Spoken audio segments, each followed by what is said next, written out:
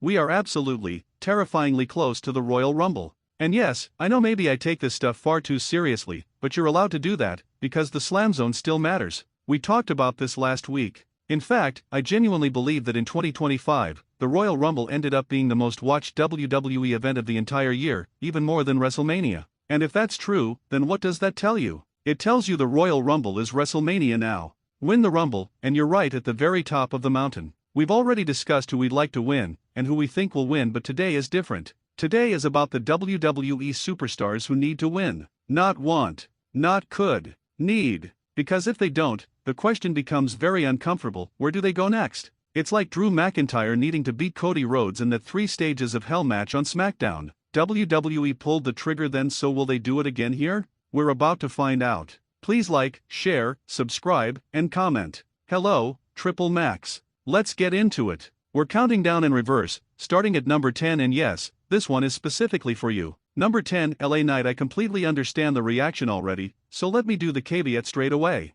If you watch my content regularly, and thank you if you do, you know exactly what I'm about to say. LA Knight is in a very strange position right now. Apparently, he was backstage at Raw, which was in Germany. So does that mean he's popping up on the UK tour? Probably not. It's likely just press. But still, it gets people talking. As I'm recording this on January 16th, whatever day it even is anymore, he could appear on SmackDown tonight. Yes, he's technically a Raw guy, but WWE doesn't always worry about things like that. Here's the thing, I genuinely think LA Knight vs CM Punk at the Royal Rumble makes a lot of sense. It gives LA Knight something meaningful, keeps him away from an awkward early Rumble elimination, and avoids another Daniel Bryan 2014 or 2015 style disaster. Even if LA Knight doesn't become world champion, and I don't think he will, a few weeks of promo battles with CM Punk would be massive for him. The problem is this: if LA Knight is in the Royal Rumble, WWE has to have a WrestleMania plan. A real one. Because otherwise, there's a huge section of his fanbase, myself included, who are going to ask, what are we doing here? Now, let's be clear, LA Knight is already in an incredible position. If someone told you after your first bump that you'd be where he is now, you'd cry tears of joy. WWE might simply see him as a finished product, uppercard, reliable, over, but not someone they want to push beyond that.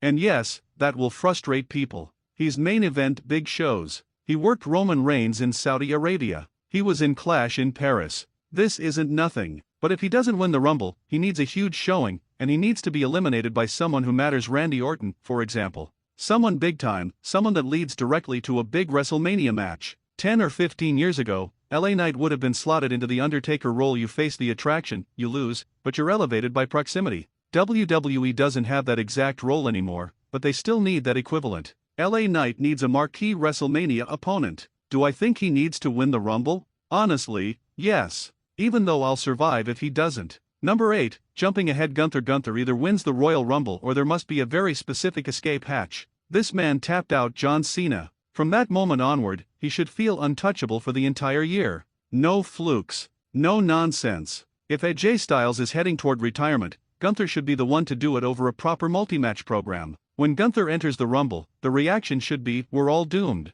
He should feel inevitable. And this is where Brock Lesnar comes in. People have wanted Brock Lesnar vs Gunther for years. Even the fact that it's been discussed publicly tells you everything. WWE's solution here is simple: protect both men by having them eliminate each other. It's the most ridiculous rule in wrestling, and I love it. Gunther eliminates Brock. Brock eliminates Gunther. Everyone's furious. Everyone's satisfied. Then at WrestleMania, Gunther beats Brock. When Brock eventually retires, Gunther beats him again and sends him home forever. That's how you pass the torch. Number 7, Roman Reigns. Roman Reigns needs to be treated as a favorite whenever he enters the Royal Rumble. End of discussion. For the last decade, he's barely been in these matches because he was champion for roughly 1,000 years. If Roman Reigns shows up now, he cannot just be casually tossed out. The internet would combust. If you forced me to put money on someone right now, it would be Roman Reigns. If he doesn't win, WWE must have an airtight plan. Roman Reigns losing without significance is unacceptable.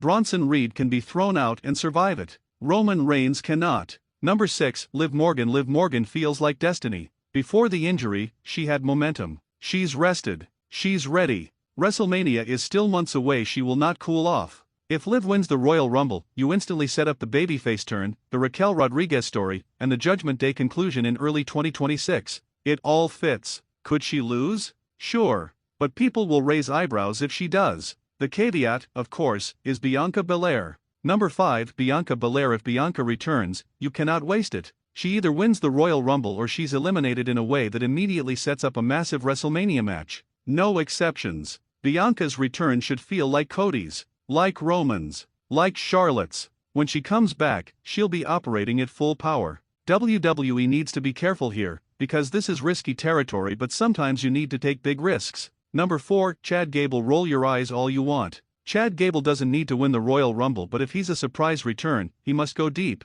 Final 4, minimum. Anything less tells us exactly where WWE sees him. Surprise returns that matter go far. That's just how it works. Number 3, Sami Zayn. Sami Zayn cannot be treated lightly. If his world title moment is coming in 2026, the Rumble needs to hurt. Think Shawn Michaels 2010. Heartbreak, desperation, purpose. If Sami is eliminated, it must lead to something meaningful. You cannot waste him. Number 2, Braun Breaker. Braun Breaker is not optional anymore. He doesn't need to win, but he cannot look small. Final 2, chaos, dominance. Protect him at all costs. Roman Reigns eliminating him at the end? Perfect. Sell it like madness. Then Braun destroys the Elimination Chamber and becomes a monster. Number 1, Austin Theory. Austin Theory desperately needs a defining Royal Rumble. Masked return, momentum, gone in weeks. That cannot happen again. If he enters, he must matter. Final 4 at least. Preferably more. How Austin Theory is treated in this Royal Slam Zone will tell us everything about how WWE sees his future, even if people don't consciously realize it. That's why the Royal Rumble matters.